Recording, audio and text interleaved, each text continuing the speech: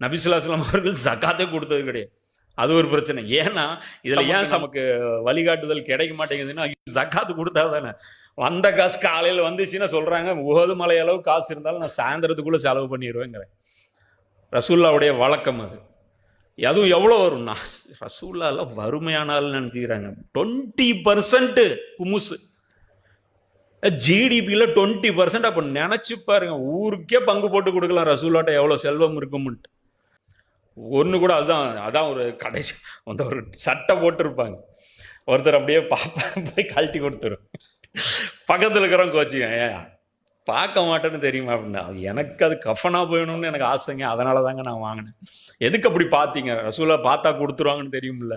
அப்போ ரசூலா சொல்லுவாங்க, நான் உங்களுக்கு என்னைக்காவது நான் வச்சுட்டு இல்லைன்னு இருக்கிறேன்னா, உங்களுக்காக தானே நான் வச்சிருக்கேன்.